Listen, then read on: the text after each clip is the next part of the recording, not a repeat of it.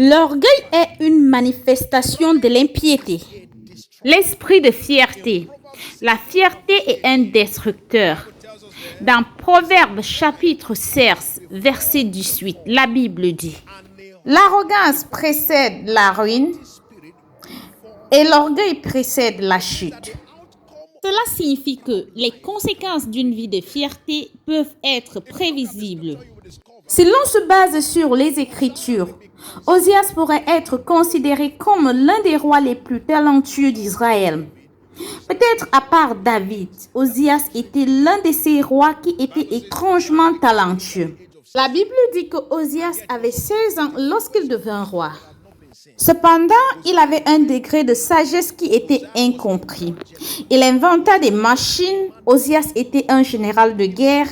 Osias était un homme qui comprit l'élevage, l'agriculture.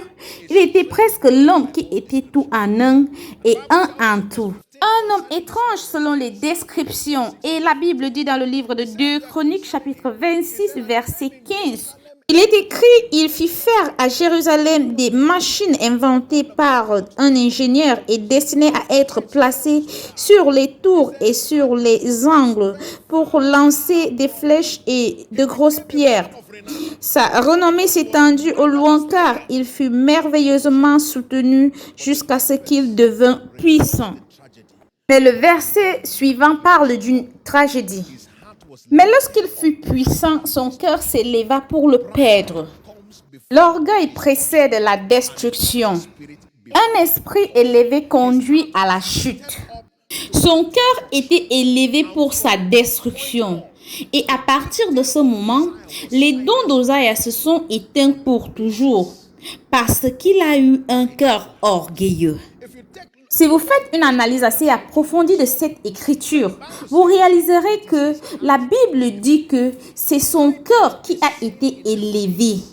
L'orgueil pourrait ne pas s'apercevoir sur votre visage parce que ça vient principalement du cœur.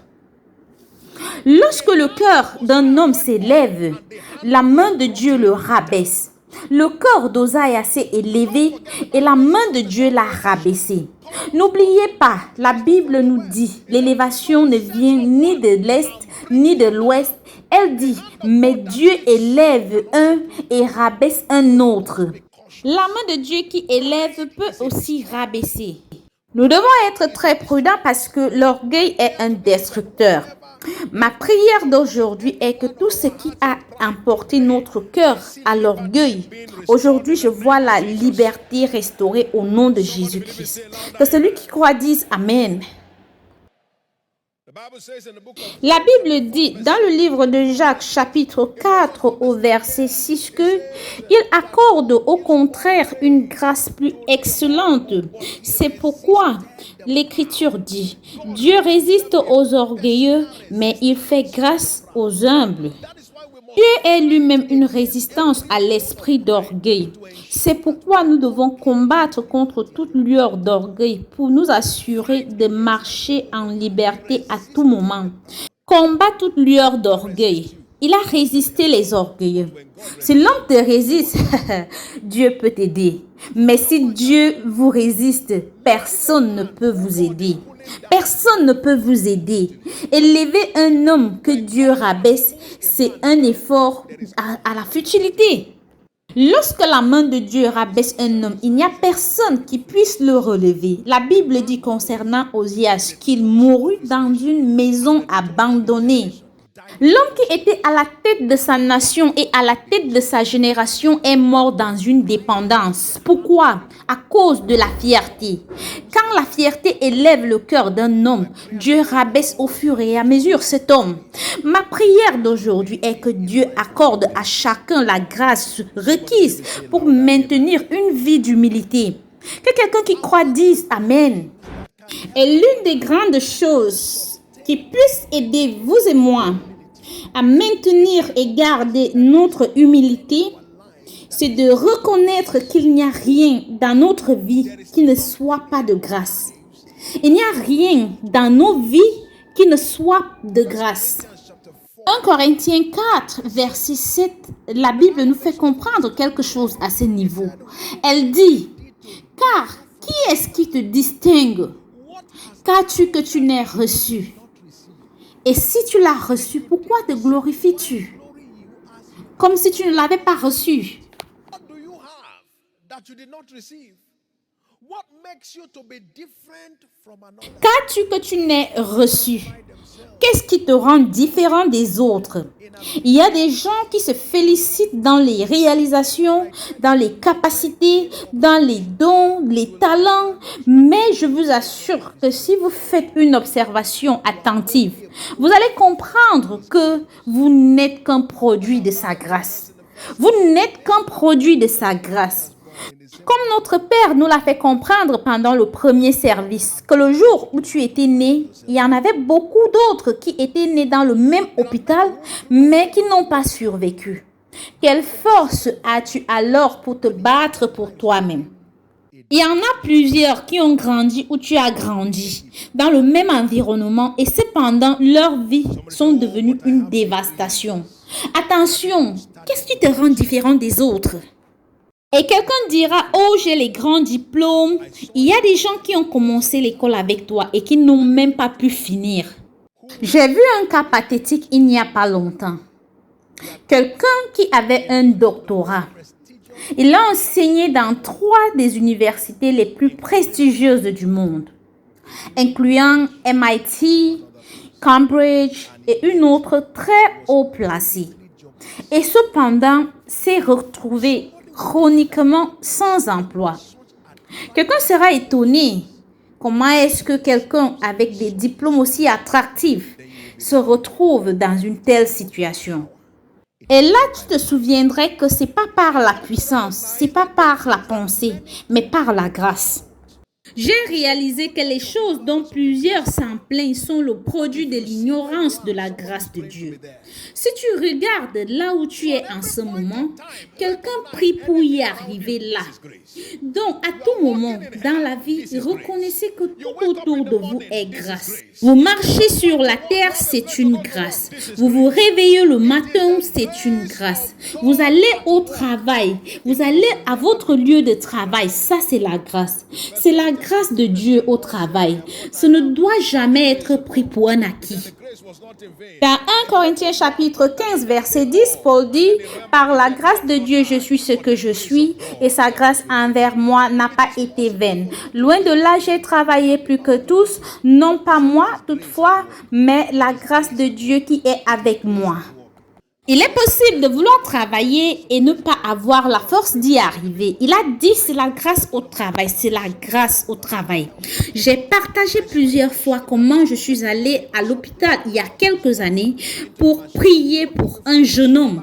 Et pendant que j'étais à l'hôpital, j'ai vu ce jeune homme allongé sur un lit et j'ai vu un appareil qui était branché sur lui et j'ai vu le sang qui circulait de son corps à l'appareil et de l'appareil à son corps. Et ça m'a choqué. J'ai demandé que se passe-t-il? Et ils m'ont répondu que son organisme ne pouvait plus produire de l'oxygène.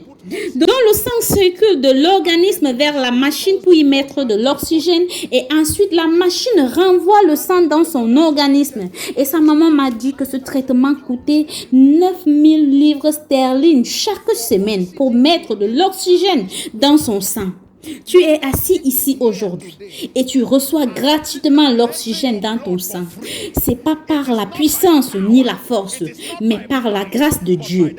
Est-ce que tu vas élever tes mains et dire merci à Dieu? Dites à haute voix merci à Dieu. Dites à haute voix merci Jésus. Et le problème avec la fierté ou l'orgueil, c'est que l'orgueil peut être très assorti. La fierté peut pousser les hommes à se vanter. Oh, regarde ce qui s'est passé, la manière dont j'ai répondu aux questions de cette interview. Ils n'auront pas le choix que de me donner ce travail. Tu te vantes en secret. Lorsque ce tabernacle a été construit, je me rappelle que le serviteur de Dieu a partagé ceci à plusieurs reprises.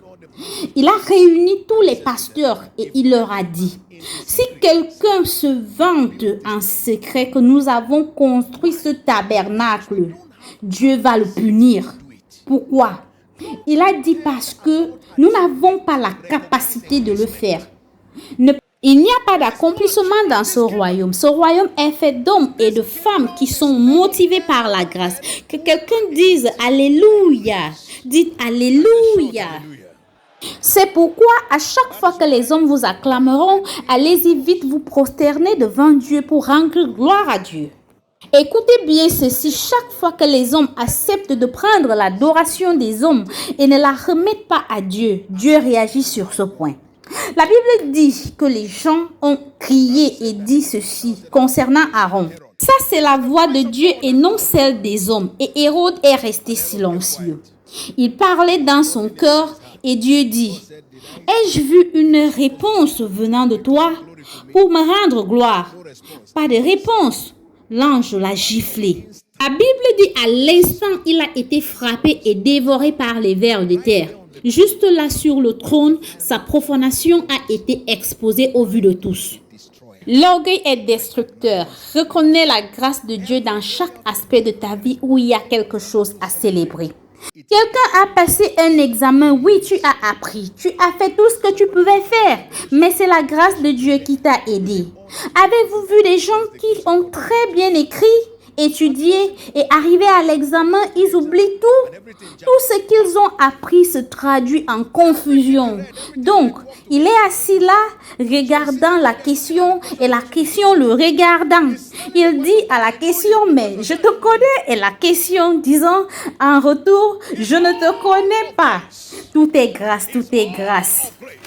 Ma prière d'aujourd'hui est que cette grâce d'humilité se renouvelle dans vos vies. Que quelqu'un croie et dise à haute voix Amen, Amen, Amen.